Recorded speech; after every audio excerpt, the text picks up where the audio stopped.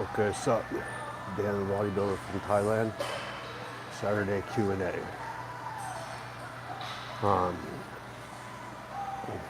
So starting out, squat versus deadlift. Well, I think squat is highly superior to deadlift because, for one thing, when your squat goes up, your deadlift goes up, but not the other way around. So if your deadlift goes up, definitely doesn't mean that your squat necessarily goes up. But if you increase your squat at all, your deadlift goes way up. So that's one indicator. And then another indicator was that when I first started lifting weights, I wanted things that were in the, try to stick this to my beard, stick the microphone to my beard there. Does that look cool? I wanted things in the real world to be light to me because I was strong. So, yes, the friendly reminder, the gym will be closing in 45 minutes. I repeat, the gym will be closing in 45 minutes. Thank you. yeah. So I noticed that when I got stronger with my deadlift, because before I learned how to squat properly, I used to do deadlift. Yeah, you can ask anything you want. You can ask anything you want, Darren. I used to do the deadlift, like, because it's like easier, right, to get good at. And stuff, I was like, what the hell? Because I would pull like 315 pounds on the deadlift. So like 3 plates on each side for like 5 reps or something, right? This is when I was natural. And I would be like, damn it, why isn't this strength translating into the real world? Like when I try to pick up girls and shit, they're still like hella heavy for me. And I was pissed. But then once I learned how to squat properly and got strong on that, yeah, then objects in the real world started being light. They started being all light. And I could pick up like 3 girls at the same time and shit. If you look on my website, there's a picture on bodybuilderinthailand.com. Right on the top, there's a few pictures, right? It's like the logo for the site. And one of them is me with a bunch of chicks stacked on top of my shoulders. Because now that I got that squat strength, I can apply that strength to the real world, right? And it totally works, because if you're doing the squat right and you're going below parallel and you're pausing for a moment right at the bottom in the deepest part, that's exactly, you're like balancing, you're completely folding your body up and holding something stiff on top of you and then controlling it, standing there for a second. I always deep squat too. No, it's not killing your knees.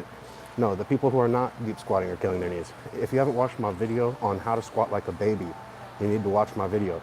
If you have trouble squatting to depth, squatting below parallel, watch my video, how to squat like a baby. But yeah, you fold yourself up in a squat and then you control that weight, you stop for a second, then you stand back up. And when you get good at that, and you can do like, so you know I said deadlift 315 pounds for 5 reps? Dude, if you can do 5 to 10 reps with 315, with three plates on each side, so the equivalent of 140 kilograms. If you can do that for 5 to 10 reps, that you'll be like hella strong in the real world. Like if you can do more, great. But for example, like 315 on the deadlift is like you're not that strong in the real world at all. But if you can totally control the squat and do deep squats with a pause with 315, you're pretty damn strong in the real world. Way stronger than other men, that's for damn sure. But yeah, so I believe in the squat. I believe in the squat. I squatted today. And the reason why it's not bad for your knees to go below parallel, it's actually the opposite. It's bad for your knees to not go below parallel, is because when you change directions, when you stop and change directions, that's when the most inertia or like force is going through your body into the floor. So that's going to be the point. When you stop and change directions, whichever joint or group of joints that the weight is loaded on most at that time period is going to be the one that gets the most stress. So that ends up being whichever one is the lowest to the ground. So if your knees are lower than your hips, and so you're not squatting below parallel, well then your knees are going to be the lowest joint to the ground. And when you stop the weight in reverse directions and start to stand back up, your knee is going to be that last joint that's closest to the ground, that's having all that force applied on it to do that. But if you go below parallel, then the lowest joint to the ground becomes your pelvis, your hips. And then that's going to be the joint then that is getting all that force on it when you change directions. So the main thing with squatting to depth too, yeah, you got to watch that video that I made. Watch that video, how to squat like a baby. Because babies naturally are born to squat, and they all do it perfectly. Newborn baby or 1-year-old babies, when they learn how to walk, or right before they learn how to walk, they learn how to squat with perfect weightlifting form, because it's such a natural movement. That's why it's so applicable in the real world, to real world strength. It's pretty freaking awesome. But yeah, this is Q&A, you guys, so if you have questions, go ahead and ask them.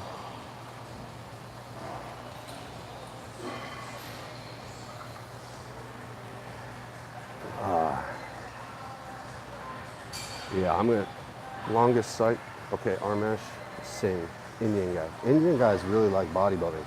That's something that I've noticed, is that there's a lot of fans in India, and a lot of Indian guys, it seems like a cultural thing, that they put a lot of respect in building your body. I thought that in general about Asia. I haven't been to India yet, but I do want to go to India and experience Indian culture in the countryside. I will do that before I die, God willing. But I've noticed that I'm very experienced with Metformin. I'll get to that. Oh, Armesh, he's Malaysian. Okay. My bad, bro. Yeah, Asia in general, though, they have a respect, they have a greater respect for men who build their bodies up strong. People in Asia, more than people in America. So he asked, longest cycle, was hip to recovery hard with long cycles. Okay, so the main thing is that HCG makes you recover like in a week. So no matter like what you've been running or how long you've been running it, if you can just let that stuff get out of your system for 3 weeks or a month or whatever, and then you do HCG for 1 week, your testicles will go back to normal size, and they'll start producing sperm, and they'll start producing testosterone again. Yeah, okay. Well then you're pretty much good, unless you're using Trembolone or Deca, which in that case you will be shut down a little bit even with the HCG. But once you wait a month after stopping that, then you'll be back to normal. But yeah, HCG, that is recovery. Like once your balls are not shrunk anymore, they're producing sperm in the regular quantity. They're also producing testosterone at that time too, and you are, recovered. And then what you'd want to do is just make sure that recovery's stuck. So after you're done with your cycle, then you'd still want to do the Clomid and Nolvadex. And Clomid works really well. I know in studies it says that Nolvadex kind of works better, but most guys that I talk to in real life, not on the internet, say that Clomid works better for them, and for me too, it works better for me. So longest cycle I've run without a break is like 20 weeks or 24 weeks or something like that.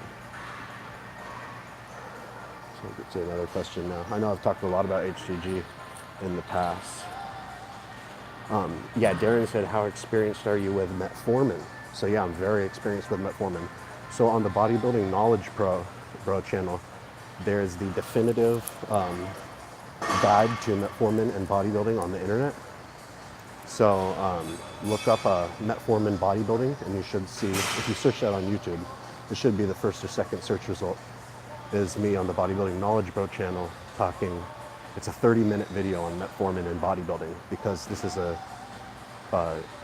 diabetic drug for sensitizing you to insulin that is used heavily in bodybuilding, but on the internet, people talk about it blocking IGF-1 and stuff like that, and they say it's no good. But in the real world, among pro bodybuilders, it's being used. So disregard what people on the internet say about metformin being bad for bodybuilding. They don't know what they're talking about. Everyone uses it. Like, really, those people on the internet are so full of shit when they talk about metformin. It's crazy. They're just talking out of their asses. So yeah, metformin, it's part of like the synergy of like, if you use growth hormone and you use metformin, you use insulin, you use steroids, like those all have their own separate thing that they do to make each one more potent. They're synergistic. Preferably don't use any insulin. But yeah, I prefer metformin XR. I mean, if you use metformin with growth hormone, it's like as strong as taking like an oral steroid. Like during that year that I ran Norditropin at 4 IUs per day, I used 1,000 milligrams extended release metformin once in the morning for 6 months of that, and then for the other 6 months I used 2,000 milligrams XR metformin, 1,000 milligrams in the morning and 1,000 milligrams before bed. And it's like just as strong as like adding a 50 milligram like Anadrol tablet to your cycle. It's extremely potent. Like run like that. Let me look for another question. Riley says when he's on gear, sometimes his balls get so small that they'll go up inside you a little bit and you kind of have to push them back in the sack. Yeah, luckily that hasn't happened to me, but I've heard it happen to a lot of guys, and pretty much the majority of them that I've heard say that that's happened to them say, and that's what convinced me to use HCG year round. Once they had that happen, they decided they had to do something about it. Yeah, you said that you always hear that people's LH or FSH don't come back after long cycles. They need to go into TRT for life.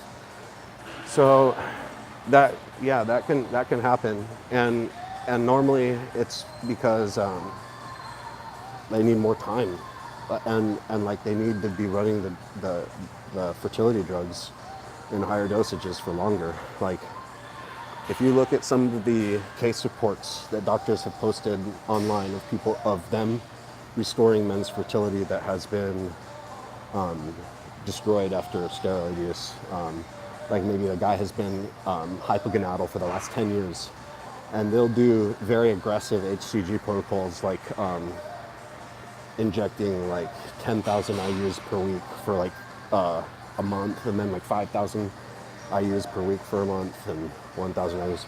I'm not a doctor, that's not medical advice. I'm just repeating what I've read on a study, a case report of doctors doing that. So, and they restored the guys' fertilities that had been destroyed from steroid abuse, and had been infertile for like 10 years. So, you know, if you have that kind of thing happening though with you, where you're that infertile, you really shouldn't be handling it on your own. You need someone more experienced. Like, that's more of a doctor thing to handle rather than a bodybuilder thing to handle. So if that's the case, I would definitely advise seeing a fertility specialist.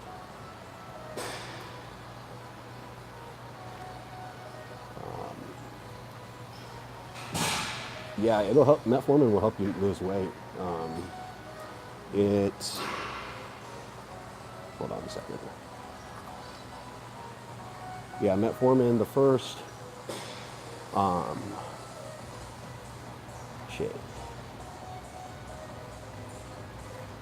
Okay. So yeah, the first couple weeks you're on metformin, you'll have like diarrhea, like really bad.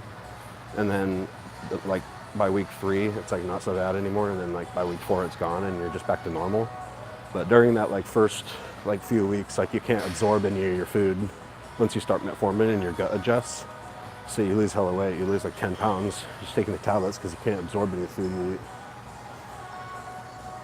Loving the guitar stuff, huh, Brian? Sweet, man. I've been having fun playing it. You took the plunge into the 1 gram test club. then back to going for a while, and then back to 200. No other compounds, which is new for me. Great, man. Good for you. That sounds good. That's a more healthy way to do it than it would be, doing a bunch of other stuff with it. So taking the health road, more healthy, health conscious road now, just like me. That's you and me both, dude. What do I think of oral only cycles? A lot of guys in the 70s used to do it. For some reason, it fell out of favor these days, thinking that maybe why they were more aesthetic. Yeah, well, the guys that did do it back in the day, they would do it in a way that was like made sense for like hormone replacement therapy, because there were some doctors out back then that were advising taking Dianabol for testosterone replacement therapy instead of testosterone, and they were saying 10 to 15 milligrams per day gives complete male androgen replacement therapy, and you don't need anything else, and that makes you have full male function. 10 to 15 milligrams Dianabol with androgen per day, and that was some doctor saying that, and that was like a popular thing at the time. So I think a lot of those guys that were doing the D-ball only cycles, or the oral only cycles, they were including some Dianabol in there because of that. And I mean, it does do that. Like, for example, like it does restore, if you,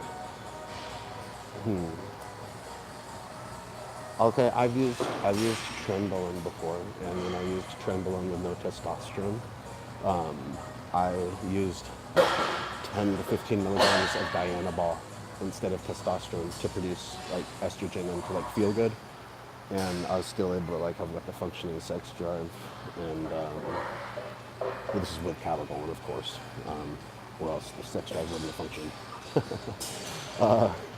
And then yeah, like mentally I was okay too, because I had some estrogen. You need estrogen for your brain to function properly. So I think that's the 70s oral only cycle guys. Most of them were including 10 to 15 milligrams of Dianabol with that on their doctor's recommendation, because that doctor was saying that.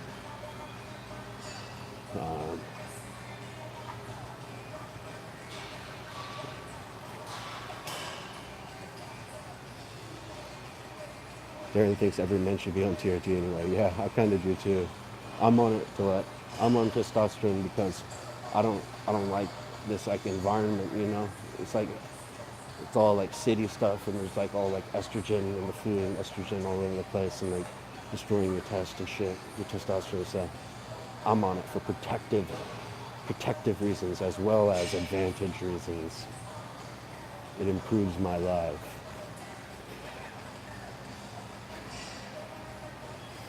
Yeah, Brian said oral only are just not sustainable. That's the main reason. Yeah, I agree with that. And then those guys too that were running them back in the day, so back to that, running those oral only cycles, they weren't doing them for only like 4 weeks, you know, and so that's the reason why, like on the internet, like those oral only cycles have a reputation for being worthless, is because people say like, oh, 4 to 5 weeks. Those guys back then were running dosages like between like 10 to 25 milligrams per day for like 10 to 12 or even like 16 weeks. It was not high dosages, and that's why they were able to run them for an extended period of time like that without getting sick. And also why the gains didn't just go away when they were done, because they solidify over time, just like with any other chemical.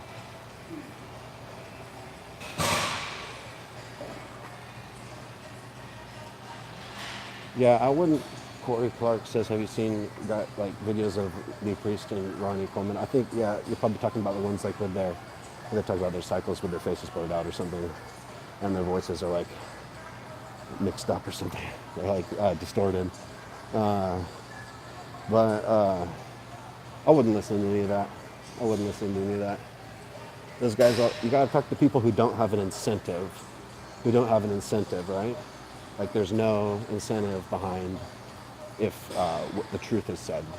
Don't listen to guys that talk about that kind of stuff who they have an incentive or something to gain or something to lose by telling the truth. Just listen to guys who it doesn't matter, right? So I wouldn't listen to what Ronnie Coleman or Lee Priest have said about their cycles. Honestly, they probably don't even know what they used. Their coaches do their drugs for them. I did do a little bit of dating when I first was back for like the first like 4 or 5 months that I was back, but haven't been seeing a lot of ladies recently because I really got sick of it. I really got sick of it. I told some stories, I think, back in some of my old videos or live videos or something from, oh yeah. There's one that said like the state of the, like American Dream. There's this video on my channel called American Dream. And watch that one for my opinion on dating in America. Dude, after dating like outside America, and then you come back and like talk to these American chicks, it's like, oh my God, dude, like, I feel like the way I am the whole time, because I've just got a smile on my face, and I'm like, I just gotta get through this. I just gotta get through this. Just gotta listen to her talk, and I'm gonna get through it. I'm gonna get through listening to this girl talk. It's gonna be okay.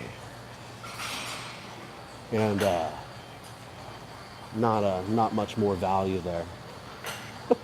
So because of that, got sick of it because I don't like surrounding myself with negative energy, and not going out looking for girls right now. Not going out looking for girls. Met a couple cool ones, but seems like I'm turned off to them. I'm turned off to the American woman. I'm turned off. So I think I have a bad attitude. I guess they'll have to come get me. That's the only way that's gonna happen right now.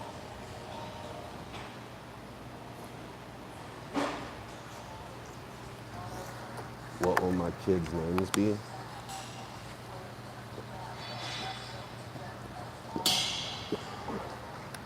I'll name one Skate. Like a skateboard. Skate.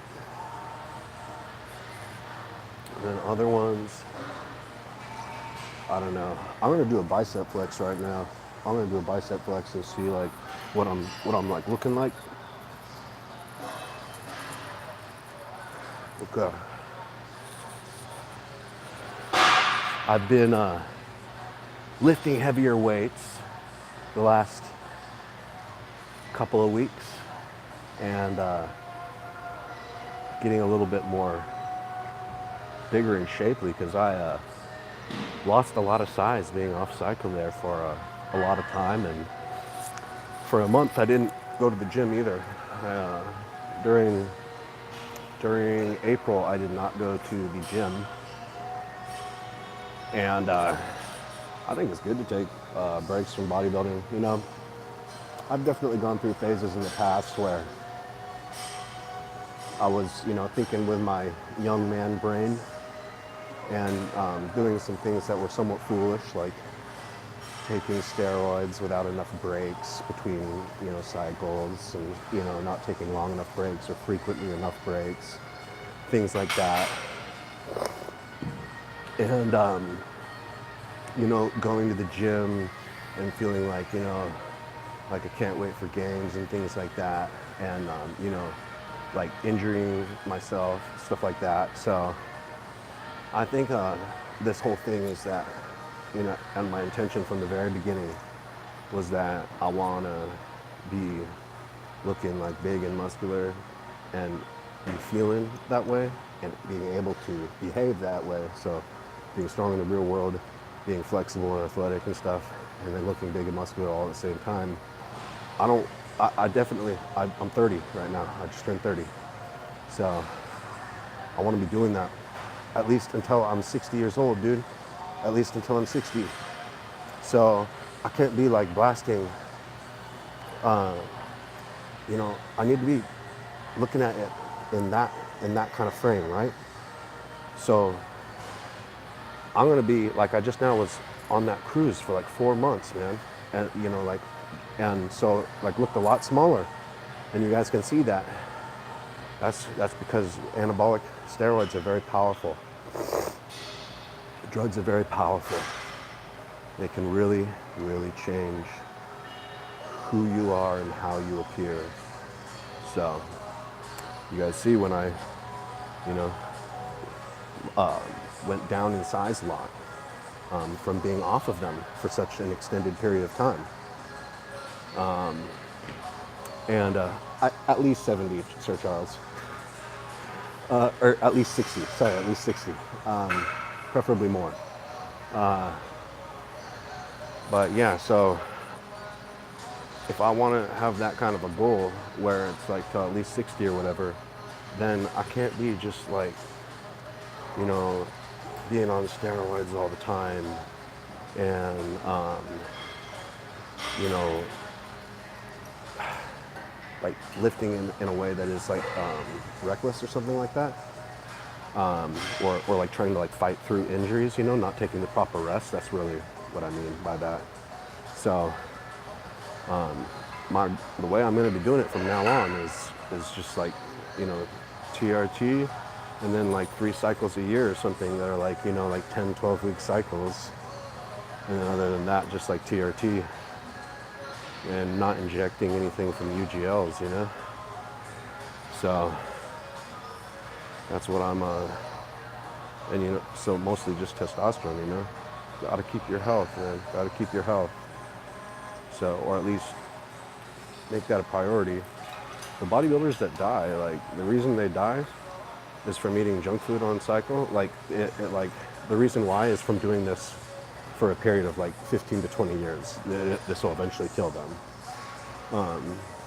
Or later, you know, when they're like 50 years old or 45 years old. That's like kind of a common age for bodybuilders to die, like 50, 60, like somewhere between 40 and 60.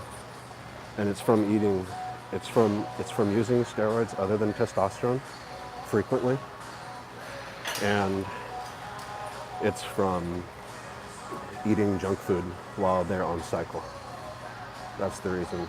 That's the long-term effects of doing those two things all the time for years is what kills bodybuilders.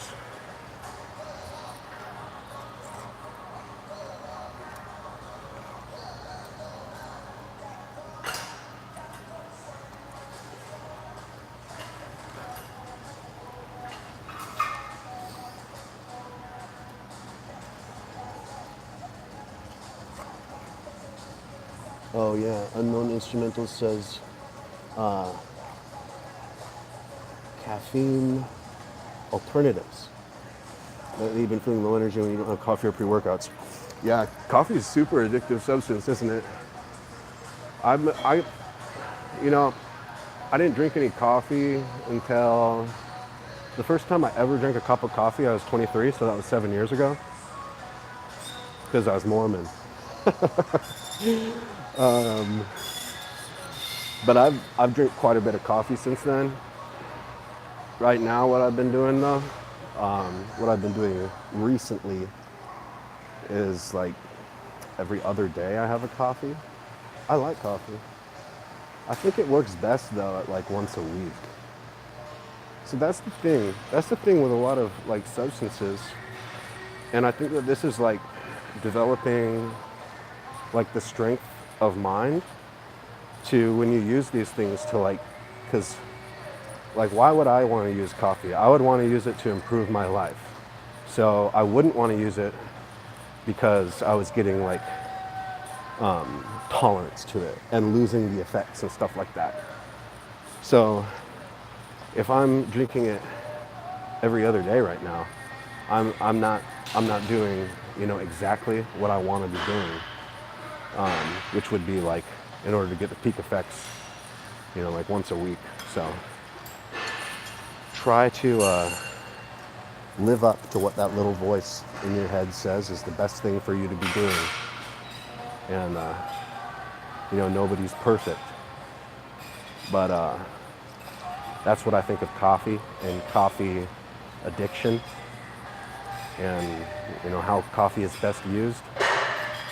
Doesn't mean that I'm 100% living my life that way, but what I think that if we all listened to what was best for us, I think we'd be moving towards that. Probably using coffee about once per week. But as far as stimulants other than coffee, well, yohimbine,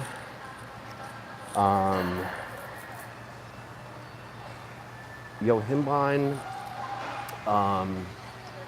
works. It makes you start shaking. If you take on an empty stomach, if you take 10 to 20 milligrams of yohimbine, you'll start shaking after about 10 to 15 minutes, and you'll kind of like get some chills. And I mean, it's a stimulant. Other than that, like, dude, the best stimulant really is like not being addicted to caffeine. I swear.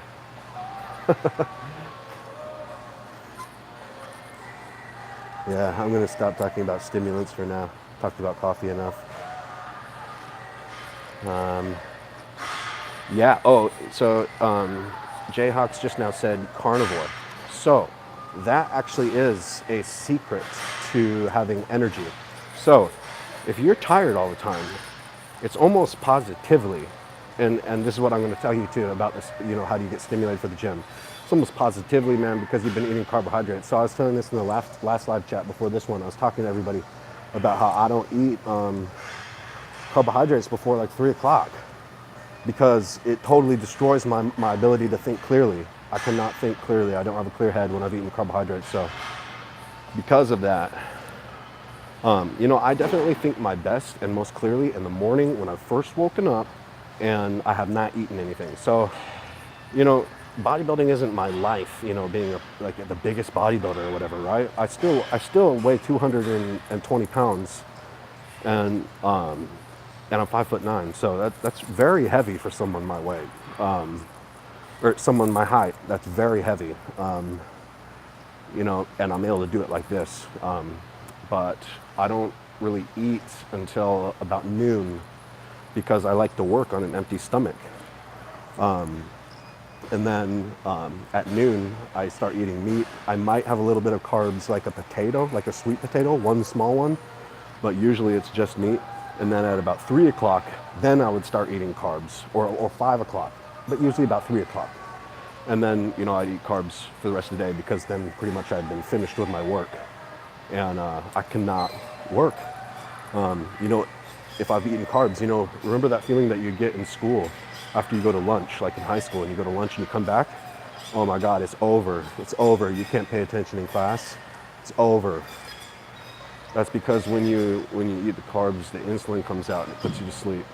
And so if you've got that insulin in your bloodstream, which happens every time you eat carbs, it's like you cannot think.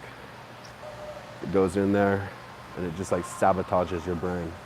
So if you're having energy problems, not eating carbs is basically the solution.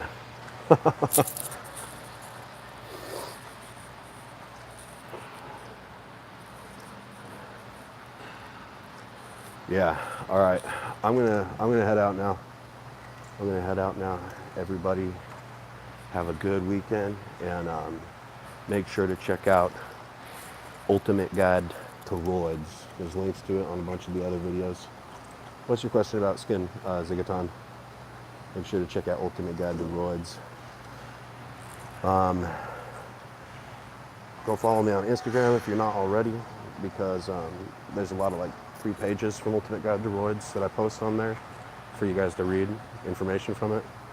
And also on my website, bodybuilderinthailand.com, there's some free pages from Ultimate Guide to Roids that are like really like killer information that you can read at bodybuilderinthailand.com.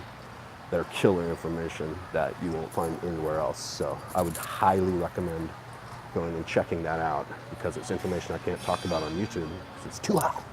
It's too hot. Oh, Zigaton, yeah. My skin, I got over acne when I was about 21, 23, and I made a video yesterday about steroid acne and what the doctors do to get rid of it. My doctor helped me get rid of mine. And so the thing with the steroids in the skin is that if your estrogen gets high, then you get like whitehead acne. And if the DHT, like something like Masteron or Proviron at over 100 milligrams per day, or high dose testosterone, then you get the deep kind of cystic acne. But you know, with age, personally for me, acne just kind of went away. Yeah, so check out the video that I posted yesterday called Steroid Acne Side Effects. All right? Okay. Have a good one, guys. Make sure to go to bodybuilderinthailand.com to check out those free pages from Ultimate Guide to Roids, because they're really good information. And I want you to be able to know it because it's cool. And I can't share it on YouTube because it's too hot.